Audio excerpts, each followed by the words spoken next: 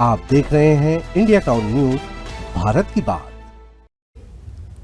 नमस्कार, स्वागत है आपका हमारे खास बुलेटिन खबरें राजनांदगांव में और मैं हूं आपके साथ आस्था। चलिए बुलेटिन की शुरुआत करने से पहले एक नजर डालते हैं आज की हेडलाइंस पर। राजा फतेह सिंह खेल मैदान में राज्योत्सव का शुभारंभ, पंथी, कर्मा और ददरिया ने सजाया राज्योत्सव का मंच। योजनाओं की जानकारी के लिए स्टॉलों पर उमड़ी भीड़। 3 दिवसीय कार्यक्रमों की भव्य शुरुआत, 25 साल की विकास यात्रा पर हुआ मंथन। विभागीय स्टॉलों में योजनाओं की जानकारी से खींचा ध्यान।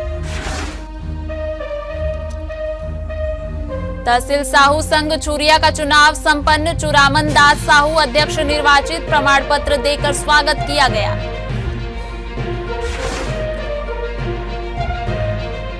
राजनांदगांव में राज्योत्सव की धूम, 3 दिवसीय राज्योत्सव में उमड़ी भारी भीड़। कृषि और सौर ऊर्जा रहे आकर्षण के केंद्र, 25 साल की गौरवशाली यात्रा का जश्न। इतवारी बाजार में चोरी की वारदात, 2 दुकानों से नकदी और सामान पार, थाना प्रभारी ने शुरू की जांच। चलिए अब रुक करते हैं खबरों की ओर। भारत के माननीय उपराष्ट्रपति सीपी राधाकृष्णन के जिले आगमन को लेकर प्रशासन और पुलिस ने सुरक्षा एवं व्यवस्थाओं को अंतिम रूप दे दिया है। यह दौरा जिले के लिए ऐतिहासिक माना जा रहा है। सभा स्थल पर पंडाल और मंच की सजावट के साथ साथ जन सुविधाएं और पार्किंग की व्यवस्थाएं पूरी कर ली गई हैं। नगर निगम, पुलिस विभाग और जिला प्रशासन की संयुक्त टीम लगातार निरीक्षण कर रही है ताकि कार्यक्रम में किसी तरह की कोई कमी न रह जाए। जानकारी के अनुसार माननीय उपराष्ट्रपति इस प्रवास के दौरान जिले के प्रमुख जनप्रतिनिधियों, अधिकारियों और आम नागरिकों से भी मुलाकात करेंगे। कार्यक्रम स्थल पर हजारों लोगों के पहुंचने की संभावना जताई जा रही है। सुरक्षा के दृष्टिकोण से पूरे क्षेत्र में पुलिस बल की तैनाती की गई है और ट्रैफिक रूट को अस्थायी रूप से परिवर्तित किया गया है। शहरवासी इस ऐतिहासिक आयोजन का हिस्सा बनने के लिए उत्साहित हैं और प्रशासन ने सभी तैयारियां पूरी कर ली हैं। कल का संभावित कार्यक्रम honourable vice president of India का कल सम्मेलन हो रहा है। इसका नाम लखपति दीदी सम्मेलन है, जिसमें नारियां विशेष रूप से आमंत्रित हैं। स्पेशली ऐसे जो समूह की जो दीदियां हैं जो अच्छा काम की हैं, वो विशेष रूप से यहाँ पे आमंत्रित रहेंगी और वो ये आएंगी और उनका कुल मिला के नागरिक सम्मेलन और लखपति दीदी सम्मेलन के रूप में मनाया जाएगा कल का कार्यक्रम। तो यही संभावित कार्यक्रम है। कुछ लोग ये देखिए, मैं आपको बताना चाहूंगा कि हमारे जिले के लिए बहुत ही हर्ष और उल्लास का विषय है कि माननीय राष्ट्रपति जी हमारे जिले में कल आ रहे हैं। उनके इस जिले में 2 प्रोग्राम है मुख्यतः। एक उद्याचल सोसाइटी है, एक सिविल सोसाइटी ऑर्गेनाइजेशन है, जिसके आई केयर एंड रिसर्च सेंटर का वो इनॉग्रेशन करेंगे। और उसके बाद हमारा स्टेट स्कूल मैदान में लखपति दीदी सम्मेलन है। हमारे राजनांदगांव जिले में NRLM और SHG महिलाओं के तहत सबसे पहले जो है ग्रुप्स का काम हुआ था और उसी के तहत हमारे जिले में बहुत सारी दीदियां भी लखपति हैं जिनके परिवार की वार्षिक आय 1 लाख से ऊपर है। वो अलग अलग माध्यमों से वो अपनी आमदनी कर रही है। कुछ दीदियां ट्रैक्टर दीदी है, कुछ दीदियां मिलीनियर दीदी है जो सालाना 10 लाख रुपए से ज्यादा कमा रही है। तो इस सम्मेलन में वो हिस्सा लेने आ रहे हैं। और तहसील साहू संघ चूरिया का चुनाव 2 नवंबर 2025 को जिला साहू संघ राजनांदगांव के अध्यक्ष भागवत साहू के निर्देशन एवं चुनाव अधिकारियों की देखरेख में शांतिपूर्ण ढंग से संपन्न हुआ। चुनाव में अध्यक्ष पद पर चुरामन दास साहू ने भुवनेश्वर साहू को 234 मतों से पराजित कर जीत हासिल की। वहीं उपाध्यक्ष पद पर बालकिशन साहू ने 79 मतों से जीत दर्ज की और उपाध्यक्ष महिला पद पर कुलेश्वरी साहू 98 मतों से विजयी रही। कुल 611 मतदाताओं में से 598 ने मतदान कर लोकतांत्रिक उत्सव में भाग लिया। चुनाव मुख्य चुनाव अधिकारी माधव साहू, पर्यवेक्षक नोबल साहू, सहायक पर्यवेक्षक और अन्य अधिकारियों की उपस्थिति में संपन्न हुआ। परिणाम घोषणा के पश्चात नवनिर्वाचित पदाधिकारियों का प्रमाण पत्र देकर स्वागत किया गया। छत्तीसगढ़ राज्य की स्थापना के 25 वर्ष पूर्ण होने के अवसर पर खैरागढ़ छुई खदान गंडई जिले में 3 दिवसीय भव्य कार्यक्रमों की श्रृंखला की शुरुआत हुई।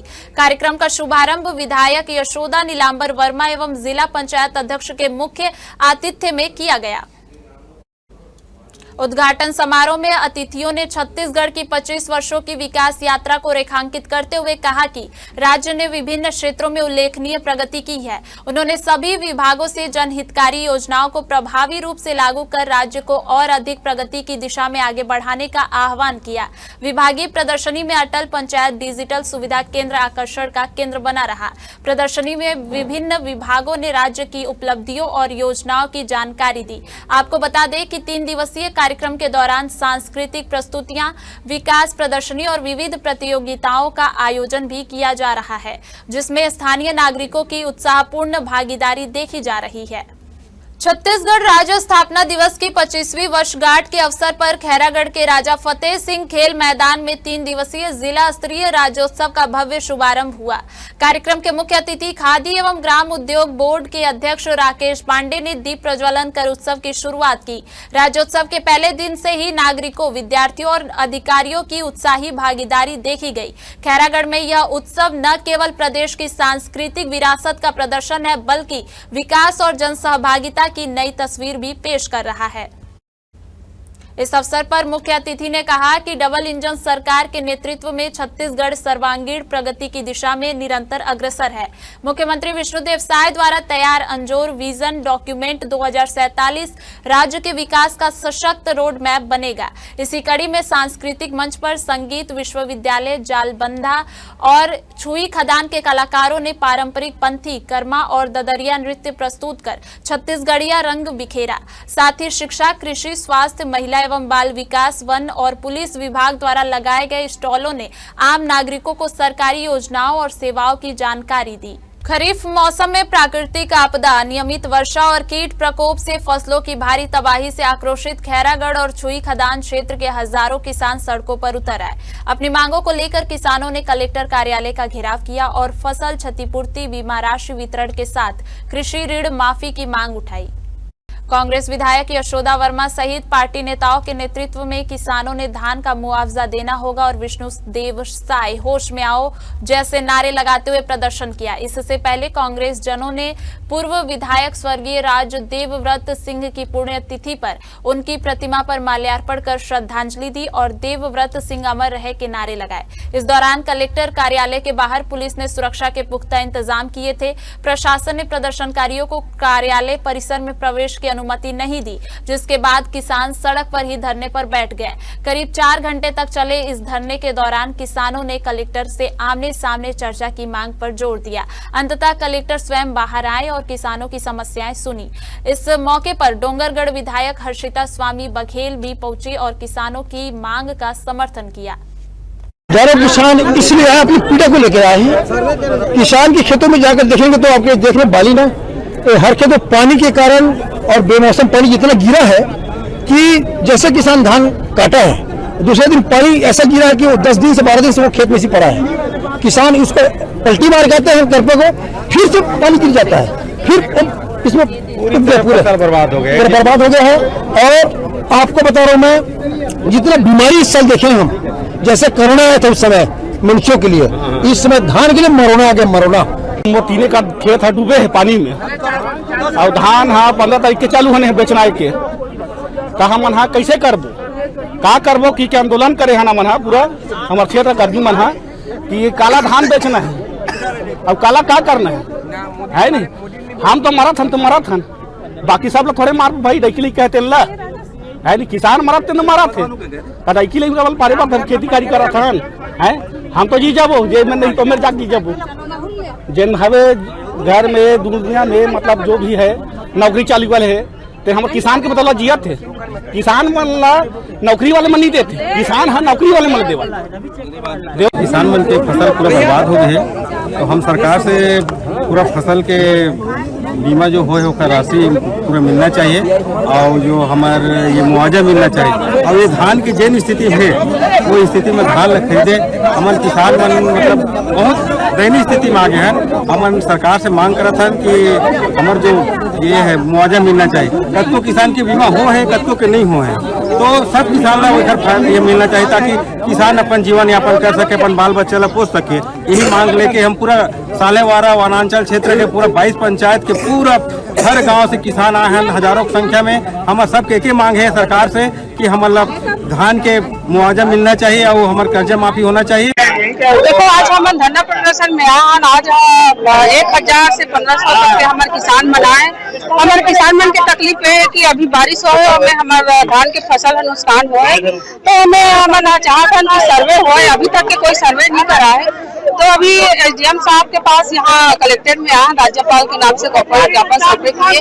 हम यही चाहते हैं कि जल्दी से जल्दी सर्वे हो, किसान ला जो वाजिब मुआवजा हो मुआवजा मिले, और जो भी फसल जो खराब हो वो सरकार है तो वही फसल खराब में वही 21 कुंटल के 31 को हिसाब में ले, और धान खरीदी के पहली सर्वे कराए और किसान ला मुआवजा के घोषणा लगाए। सरकार है यही आज हम लोग यहाँ सालेवारा क्षेत्र से बहुत सारे किसान यहाँ जिला कार्यालय में उपस्थित हुए हैं, और उनकी प्रमुख मांग है कि उनका जो फसल खराब हुआ है उसका सर्वे किया जाए और उनको शासन का जो भी नियम है उसके अनुसार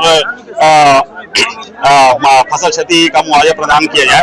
तो मैं आश्वस्त करना चाहता हूँ क्षेत्र के सभी सालेवारा क्षेत्र के सभी किसानों को कि इसका हम 3 दिवस के अंतर्गत सर्वे पूर्ण करा लेंगे और उसका फिर नियमानुसार मुआवजा भुगतान करेंगे। इससे पूर्व पहली बेटा के आसपास जो मैं ग्राम पढ़ के बताता हूँ, इसके संबंध में भी वहाँ के सरपंच लोगों ने शिकायत किया था कि गाता पार कला है, आलानवा गाँव, मुंहडबरी विकास खंड खदान के अंतर्गत, और ये भोतली, गर्रा, ठाकुर टोला, अचानकपुर, सिंगारपुर, जंगलपुर घाट और पहली बेटा, मोह गाँव, मानपुर पहाड़ी, देवराचा, ये उससे लगे हुए क्षेत्र हैं।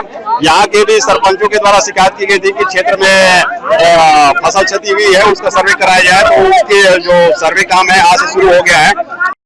वक्त हो चुका है एक छोटे से ब्रेक का। बने रहिए इंडिया टाउन न्यूज के साथ। कभी कभी चेहरे का छुपा दर्द दुनिया नहीं देख पाती है। दाग, मुहासे, झाइयां सब आपके आत्मविश्वास को कम कर देता है, पर अब नहीं, क्योंकि Rukhsana glow and fair face pack जो दे आपकी स्किन को वो प्यार जो सिर्फ प्रकृति दे सकती है। हर लेयर को साफ करे, हर दाग को करे हल्का और आपकी मुस्कान फिर से लौटाए, because you deserve to glow naturally. Rukhsana herbal beauty product Amazon, Meesho और फ्लिपकार्ट में भी उपलब्ध। अमीन मोटर्स उड़ान ई रिक्शा छत्तीसगढ़ का नंबर 1 ई रिक्शा शोरूम, जहां आपको सभी प्रकार के ई रिक्शा के वैरायटीज उपलब्ध मिलेंगे।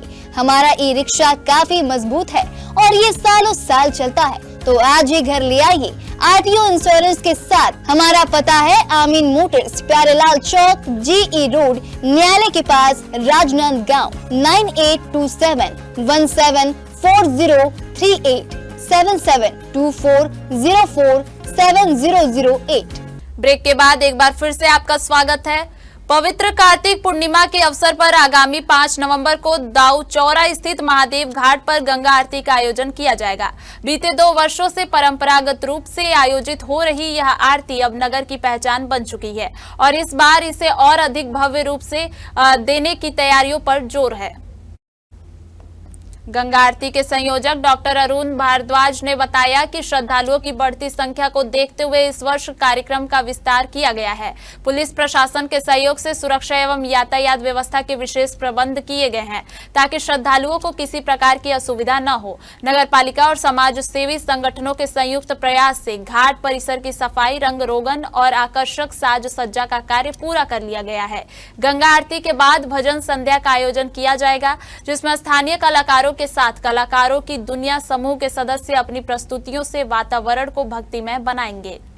5 नवंबर कार्तिक पूर्णिमा के शुभ अवसर पर प्रतिवर्षानुसार इस वर्ष भी गंगा आरती एवं दीपदान का कार्यक्रम रखा गया है। शहर में जो उत्सुकता दिखाई दे रही है गंगा आरती को लेकर, इसके लिए महादेव मंदिर ट्रस्ट एवं शीतला मंदिर सेवा समिति के सदस्यों द्वारा भव्य तैयारी की जा रही है। साथ ही निर्मल त्रिवेणी के हमारे सदस्य लोग हैं, वो भी निरंतर आके घाटों की साफ सफाई करते जा रहे हैं। हमारे नगर पालिका के सीएमओ साहब वो भी निरंतर साफ सफाई एवं रंग रंगाई के लिए लगातार लगे हुए हैं।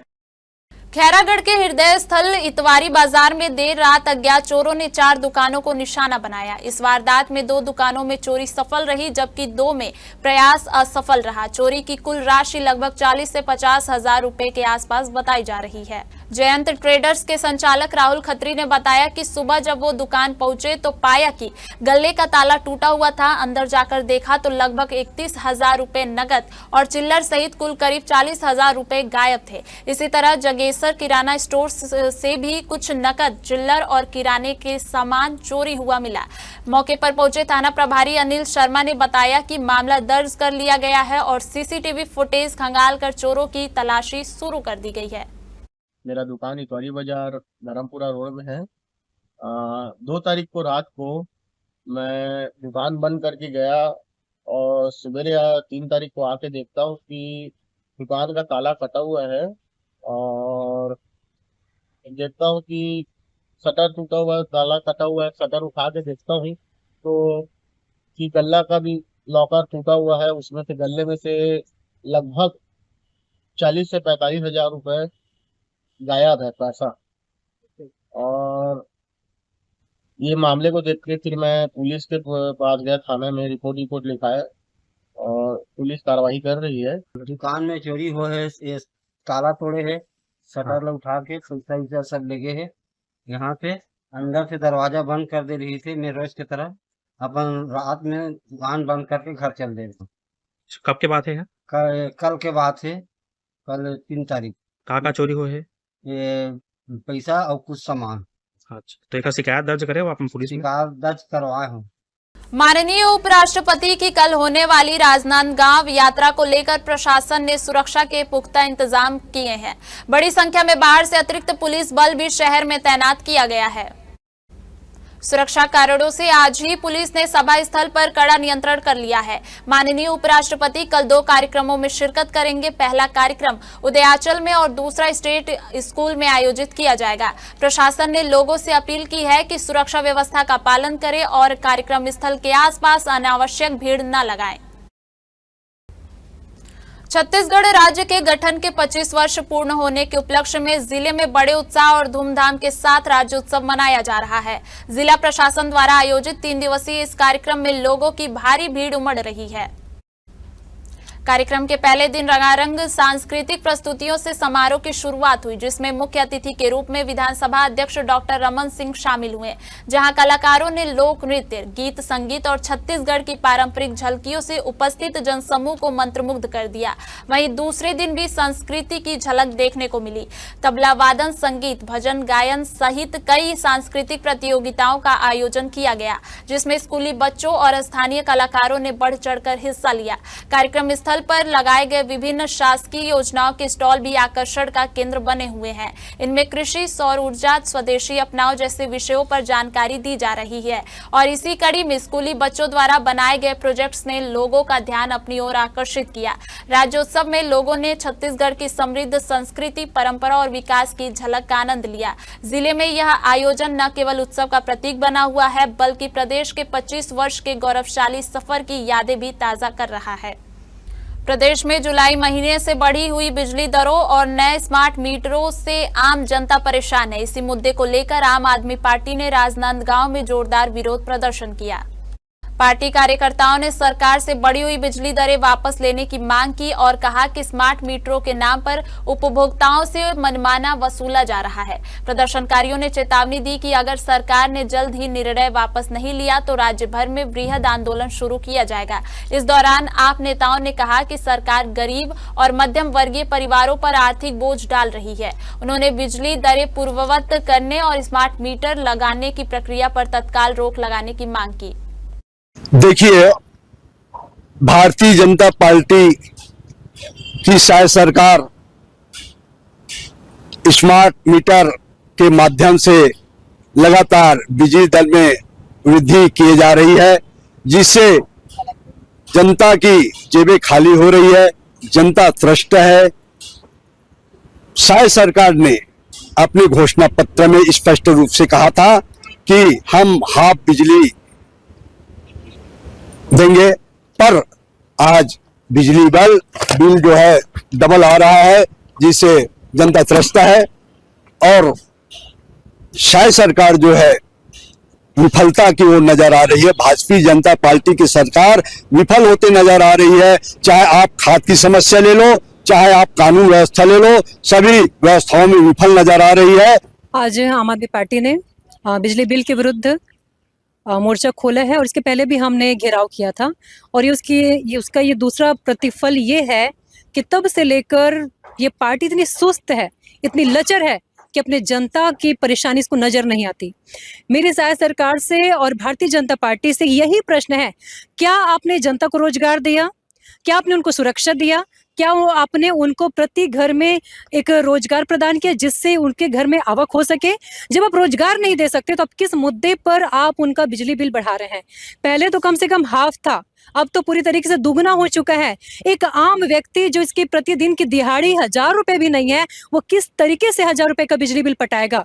किस तरीके से वो इतना महंगाई की मार को सह सकेगा?